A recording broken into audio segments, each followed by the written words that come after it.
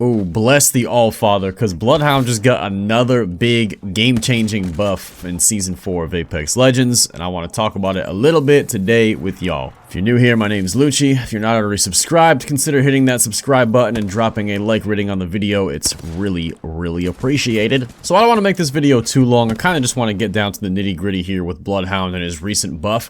For most people that have been playing Apex Legends since the start of Season 4, you would have known that Bloodhound got a pretty substantial buff to his ultimate at the beginning of the season. The buff went as followed. His ultimate, Beast of the Hunt, added 5 seconds to the entire timer of the ultimate for every downed player you got. What this basically meant is you could extend the amount of time you were able to be in Bloodhound's ultimate, which was a massive improvement for the character and a well-needed addition to his toolkit. Just that buff alone was a lot to get Bloodhound buzzing in the Apex Legends community again. Whether he turned into a top-tier legend from that or not is up for debate, but it definitely improved him. Fast forward to today, where we just saw the release of System Override, the newest event inside of Apex Legends Season 4, and Bloodhound is coming with another pretty substantial buff. Now, I don't know about you guys, but in my opinion, this buff, accompanied with his recent ultimate buff at the beginning of Season 4, kind of bumps Bloodhound up a couple notches on the tier list as far as being a useful legend in competitive play or just casual pub stomping. Respawn has decided to increase the effective range of Eye of the All-Father, aka Bloodhound's scanning ability. And it's not just by a little bit, they increased it by 3 times the distance to which he can see enemy players and track them through walls. Not only is the distance greater, but now you can actually see them for 3 seconds through the walls instead of the original 2 seconds that it was prior to the buff. So the total scan duration is now a full 3 seconds. The only downside with this recent change is they actually increased the time it takes Bloodhound to activate the ability. And what I mean by that is it used to take Bloodhound 0.4 seconds from the time you press the button to the time the scan went out, and now it takes 0.8 seconds. So they doubled the activation time, but tripled the distance and added a full second onto the duration once the scan is out. I can definitely see why Respawn thought this buff was a good thing. I mean, Bloodhound is dubbed the technological tracker, and obviously, you know, you can see where people have been recently, how long ago, their footsteps, if they open doors or not, all that stuff, and that's great.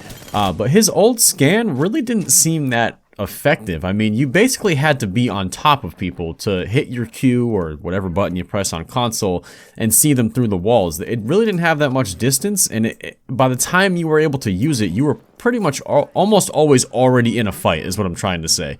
It wasn't really like a preemptive, like, hey, let's scan this area to see if enemies are here. It was more so like, we know they're here, but we want to see exactly where they are, and you couldn't really use it effectively until you were right on top of them. So really, I think the buff to the distance on this ability actually leans into the character lore that they want to go with on Bloodhound. He's supposed to be a sort of recon specialist, so it makes sense to see enemies much further before you actually get into a town rather than having to be on top of them, because at that point, what's the point? I think it's fair to say that most people have kind of viewed Bloodhound in the past few seasons as this middle-of-the-road legend that, while he's fun to play, he didn't really bring as much team utility as other legends to like the competitive scene or even pub stomping for that matter. But with the buff to his ultimate and the most recent buff to his scan, I think you're going to see a lot more people experimenting with him and just seeing how well he works with certain team dynamics. You know what I mean? Just getting out there, experimenting with different team compositions and seeing if you can make Bloodhound work for high-level gameplay. Obviously, a team with Bloodhound and Bangalore work great, bouncing off of each other with their abilities like Smoke and his scan and his ultimate. You know, with Bangalore's Smoke and his ultimate, you basically have a full world digital threat at your disposal if you time your ultimates and abilities right. So I don't think we're going to see any of that combination disappear. But who would the third person be? Who would the third person on a team comp like Bloodhound and Bangalore be? Well, if we're talking pub stomping, I think you go full out violent speed and momentum in the words of Dr. Disrespect, and I think you pick up Octane. I think Bloodhound, Octane, and Bangalore would create the fastest team dynamic in all of Apex Legends, and I think it would be hella fun to do in public matches. Especially if your Bloodhound player is a really good Slayer and he pops his ult. I mean, he's going to be zooming around pretty much endlessly until the fight's over. Your Octane's going to be zooming around. Your Bangalore's going to be dropping smokes for the Bloodhound. If she gets shot at, she's zooming around. I mean, everybody's thumbing. And honestly, if we're being fair, I think you can pretty much run any team comp in public matches and win as long as you have competent players on your team. So that really doesn't matter that much. As far as competitive goes, though, I think I could see Bloodhound with like a Gibby and Wraith combo, or like I don't know, a Gibby and a Pathfinder combo, something like that. I think he would work pretty well.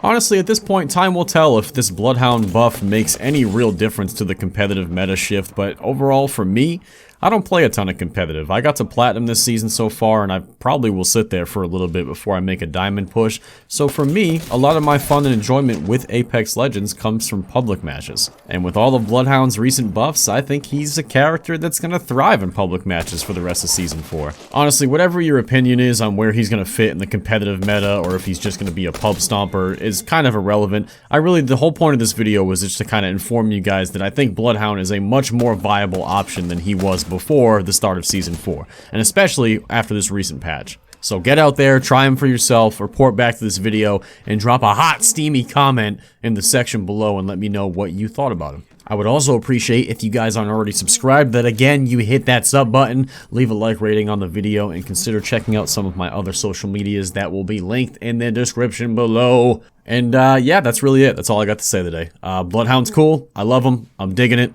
Later. Catch you guys in the next one. Peace.